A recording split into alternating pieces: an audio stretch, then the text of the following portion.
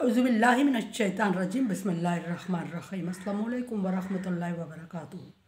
सूरह शोरा है मेरे सामने और सूरह शोरा की आयत नंबर 183 है, पारा नंबर 19 है और रुकू नंबर 14 चल रहा है।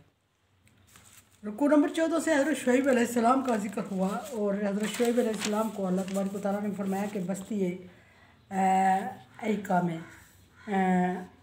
आपको मबूस फरमाया और बस्ती ऐका की फिर जो पाई जाने वाली उसकी बुराई थी वो जिक्र फरमाई कि वो नाप तोल में कमी बेशी कर रही थी।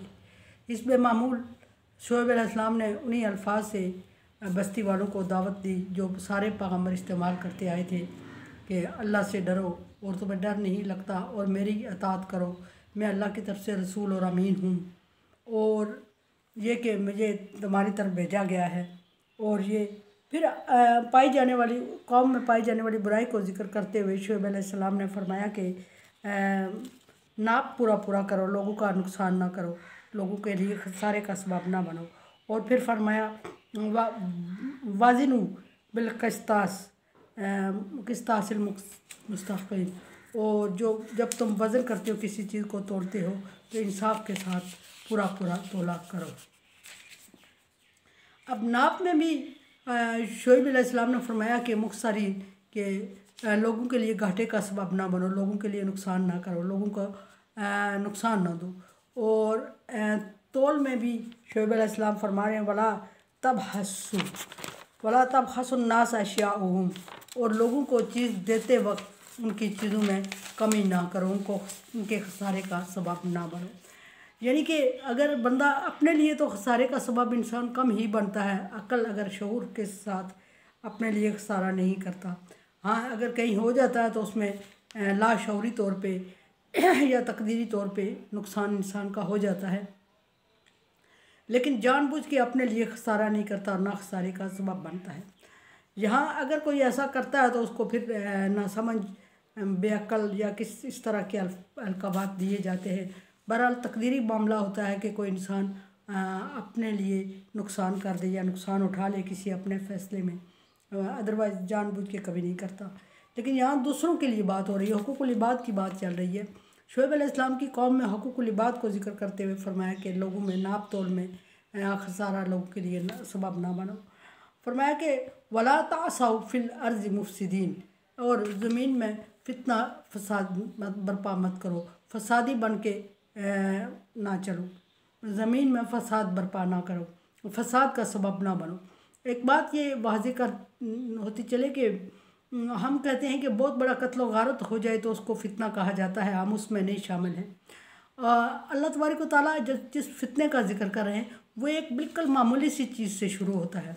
एक की बुराई दूसरे से कर दी, एक में जो बात नहीं पाई जाती वो दूसरे से कर दी, एक ने जो बात किसी के लिए सीक्रेट कह दी कि मेरी बात का राज रखना, वो किसी दूसरे से कह दी। बैठ के गिबत करना, किसी की बदखोई करना, किसी के लिए बुरा सोचना, ये भी फितने का सबब बनता है।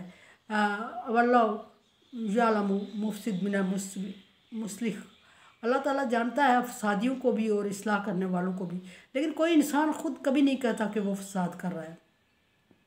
अल्लाह तबारक व तआला फरमा रहे हैं कि जब उनसे कहा जाता है कि ला तुफसिदून फिल अर्ज़, कि ज़मीन में फतना फसाद ना करो, कालू, वो कहते हैं इन्नमा नहनु मुस्लिहून, हम तो मुस्लिह है, हम तो इस्लाह कर रहे हैं, फितना नहीं कर रहे हैं। तो अल्लाह तबारक व तआला इस चीज़ का जवाब देते हुए नबी को फरमा रहे कि अला इन्नहुम हुमुल मुफसिदून, ख़बरदार मत समझे उनकी बातों में मत आए कि वो मुस्लिह है, वो इस्लाह कर रहे हैं। हुमुल मुफसिदून, वो फसादी हैं, लेकिन अपने आप को मुस्लिह क्यों कह रहे हैं? ला यशुरून, उन्हें शऊर ही नहीं है, उन्हें समझ ही नहीं है, कर वो फितना रहे होते हैं और अपने तय लोगों को समझा रहे होते हैं कि वो इस्लाह कर रहे हैं। तो ये मुनाफिक की अलामत अल्लाह तबारक व तआला ने सूरह बकरा में बताई।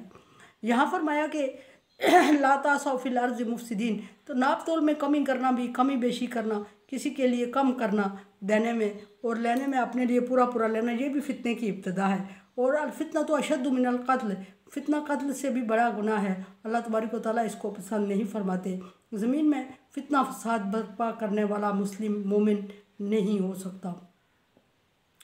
यहाँ नाप तोल में कमी बेशी को फितने का सबब करार दिया। अल्लाह तबारक व तआला ने फरमाया कि अगर तुम नाप तोल में जानबूझ के कमी बेशी कर रहे हो अनजाने में कल मैंने जिक्र किया था कि अनजाने में अगर हो जाए तो उसके लिए अल्फाज बोले जाना ज़रूरी हैं कि जब आप किसी काम को करके फ़ारग हों ऐसी चीज़ में जिसमें लेन देन हो, नाप तोल हो, कमी बेशी हो, रुपया पैसा हो, कोई भी चीज़ हो, तो जब फाइनल कर दें तो उसको ये ज़रूर कह दिया करें कि अगर कमी कोताही हो गई हो तो माफ़ कर देना। लेकिन अगर जो जानबूझ के करता है तो उसके लिए अल्लाह तबारक व तआला ने मुफसिद का लफ्ज़ इस्तेमाल किया।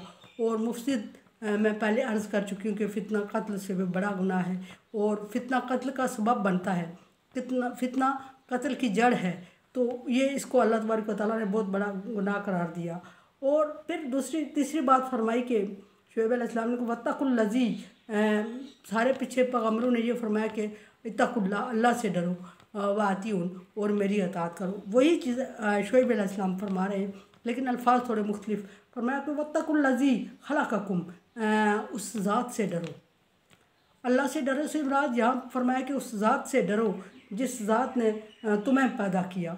और पैदा किया तो ये समझो कि अगर वो तुम्हें पैदा करने पे कादिर है तो तुम जो चीज़ें अनजाने में जानबूझ के करके और कह रहे हो कि तुमने गलत किया या तुमने नहीं किया, ऐसे ही तुम्हारे साथ मंसूब की जा रही, तो वो इन चीज़ों को भी ज़र्रे ज़र्रे के राज को जानता है और वो जानने वाला और समझने वाला है और उसको कोई धोखा नहीं दे सकता।